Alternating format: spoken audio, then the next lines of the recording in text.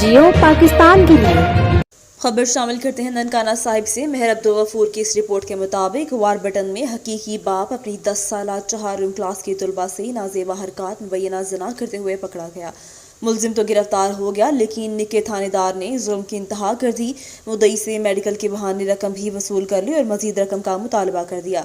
पैसे ना मिलने पर आहत का मेज़ रवैया, मैं औरत ज़ात हूँ, मुझे तफ्तीशी ऑफिसर रफ़ीक भट्टी गंदी गालियाँ देता है और मुलजिम पार्टी से साजबाज हो गया है। अगर मुझे इंसाफ ना मिला तो मैं बच्चों समेत DP ऑफिस के सामने अपने आप को आग लगा लूँगी। वालिद फलकनाज तफसीलात के मुताबिक अक्सा कॉलोनी वारबटन में दिल को चीर देने वाले वाक़े ने इलाके में हर रहने वाले शहरियों को अजीब कोफत में मुब्तला कर दिया है। हकीकी बाप सैयद अब्बास सराई ने दरिंदगी की इंतहा कर दी, जिससे बाप जैसे मुकद्दस और पाक रिश्ते को दागदार कर दिया। अपनी हकीकी 10 साला बेटी जो चहारम क्लास की तलबा है, उसके साथ कई बार शैतानी खेल खेलता रहा। भाई मेरे साथ जो मसला हुआ है वो मेरा सक्का शौहर है और उसने मेरी बच्ची के साथ ज़िना और नाजेबा हरकत की हैं।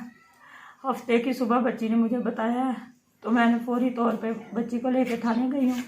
वहाँ पे हमने उसके ख़िलाफ़ FIR करवाई है और उसको अरेस्ट करवाया है। बाद में पुलिस वालों के साथ बच्ची का मेडिकल करवाया गया है, जिसमें ये बात साबित हो गई है कि मेरी बच्ची के साथ ज़्यादती हुई है।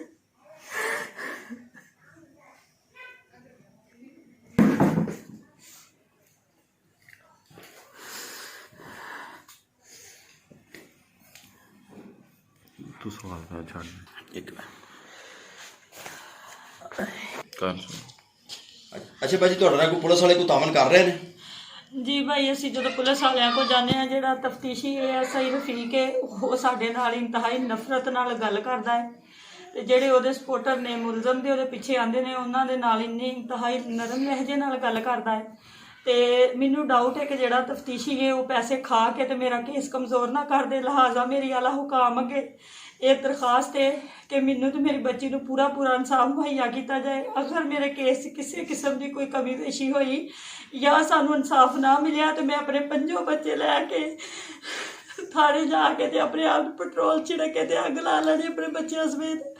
तो साड़ी मौत के जिम्मेदार ASI रफीक साहब होंगे। पापा है? हाँ जी। क्या मामला हुआ बेटा? मेरे पापा सईद अब्बास मेरे साथ गलत हरकत करते रहे।